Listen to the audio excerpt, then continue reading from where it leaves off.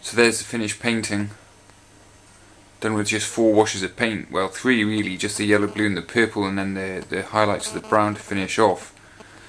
So I hope that video kind of gave you a bit more insight into why these paintings look like they do, because basically you have to use every single possible method to create form, be it through the colour or particularly shadow. Shadow is crucial, that's why they're all painted in sunlight. You need the shadows to make the shapes. I'm not sure how well you can see that, but here's the drawing. Pretty simple stuff. Can't rub out when you're drawing on watercolour paper, so you sort of have to know what you're doing, but that's just the bold lines. I sort of improvise or know the rest of it. So this is how I'm mixing up the colours. I've just got where are we? This is how I'm mixing the colours. That's neat paint, that's cadmium yellow. Just comes out of the tube. I'm mixing it in a wine glass so that each of my washes remains really pure. I'll mix that up and then I'll test all the tones. There's 4 colours I'm using in this painting. Basically cadmium yellow with a little bit of alizarin crimson. That's alizarin crimson mixed up pure there. Then we've got cobalt blue, pretty much pure, might have a bit of ultramarine in. And then a purple, which will be ultramarine alizarin crimson mix. And a brown, which is pretty much equal part cadmium, alizarin and ultramarine. So just the yellow, blue, purple and brown, that's it. So I'm just going to get all these mixed up and I'll test them and then we'll begin the painting. Down the side of each tree first.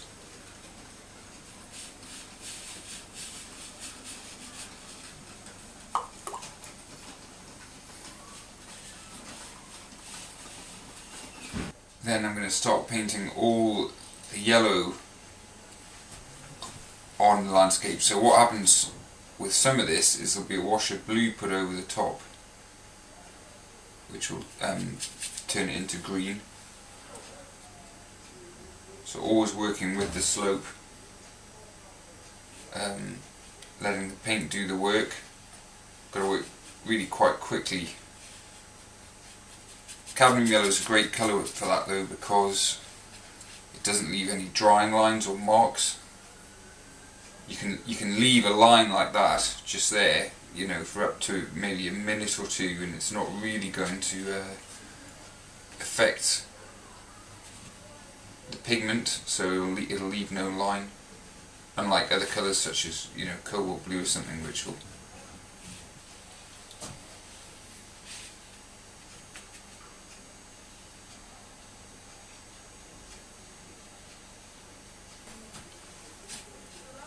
There, I've come back to that after maybe 2 minutes and there's no mark on it. And the whole kind of skill behind this type of painting, which is essentially like a brush painted screen print, is speed in practice. You simply cannot do these paintings unless you can fill in shapes really quickly. And that just comes with practice of knowing how to handle the paint. You don't want to be spending all the time kind of going between your palette and the paper. If you've got the paint on the paper, you can just use it. That makes sense, which speeds things up. So that's the yellow wash on there. You can see here there's a gap on the left hand. The sunlight's going to be coming in from the right hand side of the picture, so all the shadows are going to be falling to the left, and I've got this gap here because what will happen is when the blue goes on and then the purple, whoops, that will highlight. I'll come back to it later. Okay, so next wash up is blue. So at the end of this section of painting we're going to end up with 4 colours. We're going to end up with white, which I class as a colour, the paper, yellow, pure blue, and blue on yellow, which makes the green. So, and here we go. Got to concentrate. on this one.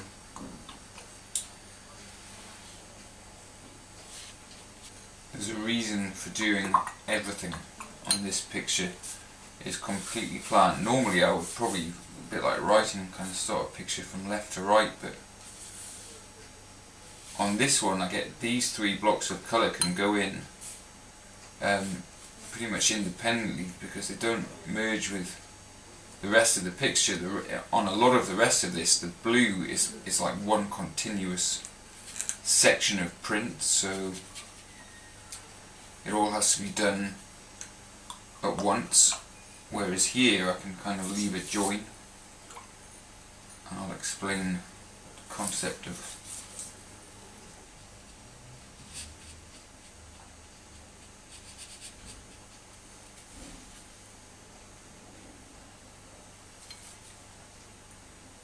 you always get a build up of paint against a dry line like that here. I'm just taking that off there, just brushing my brush on a piece of paper towel there, and the dry brush will just suck it back up, because this paint will always be falling down there. Okay, this is a slightly trickier section.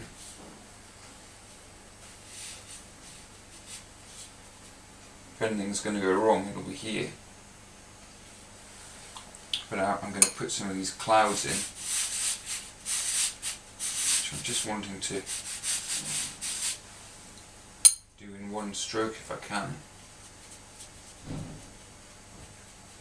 This creates a lot of problems. I'll show you how I deal with them in a moment.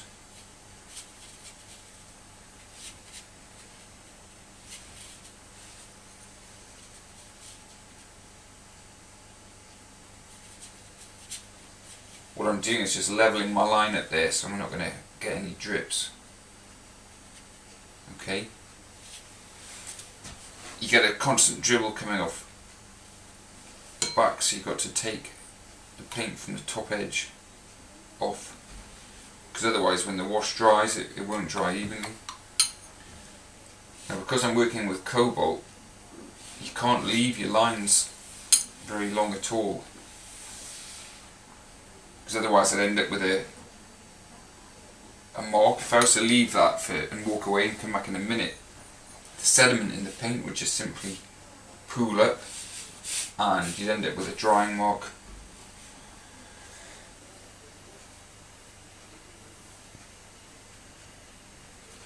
So I get another break in the painting here. I can leave that there, go back over to this part of the painting now, because it'll all join back up together here. So this is the problem with this type of painting, is that it's just incredibly difficult, because every painting has to be designed not just to look like an image, but to actually be physically possible to do, and everything you do on the previous washes has to fit with what happens on the subsequent wash. So it's not just each painting wash that fits together, it's the whole thing is a complete design that has to be very well thought out, completely planned. Although there is kind of spontaneity in what I'm doing with each brush stroke, the overall plan is something that I have no choice but to stick to. So here's some sheep here, just leaving the white of the paper. Working quickly now, I'll have to come back to that bit in a minute. Just going to take some paint off here. You end up taking paint off as well as putting it on a lot with watercolour. Right, so into the water now.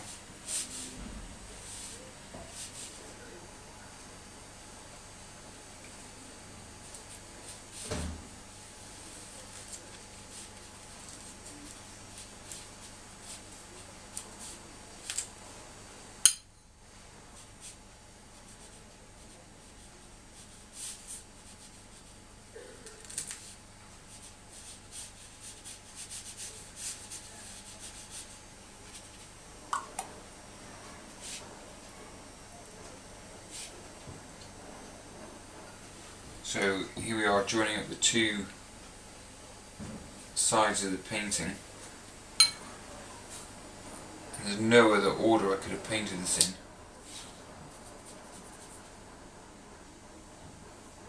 Need to bring this line in here. So that's joining with that wet paint.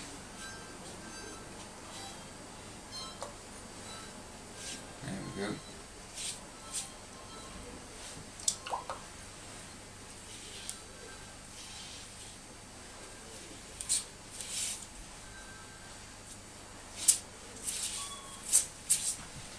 So that's the blue wash on there.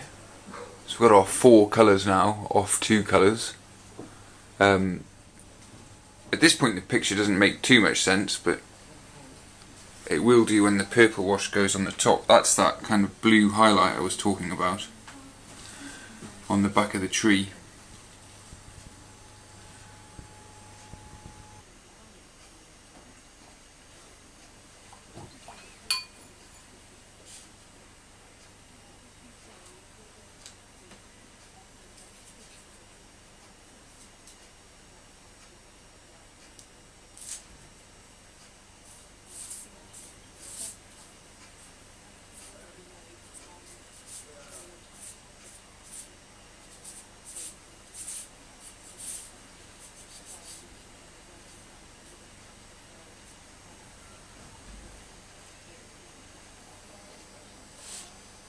I'm just continuing to paint these trees in here, and this is where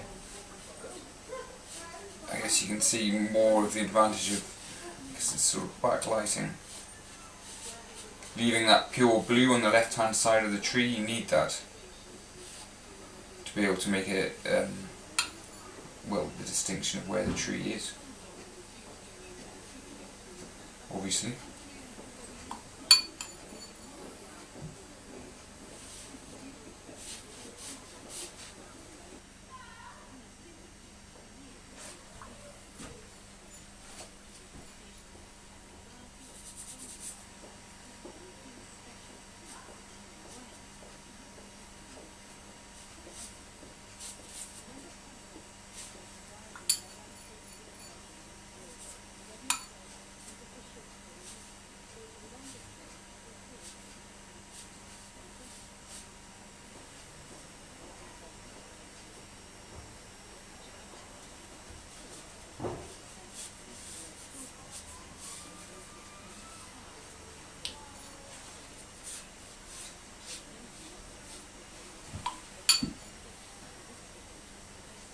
So here we are with the purple on, so it's starting to look, well, it practically looks like a finished picture really.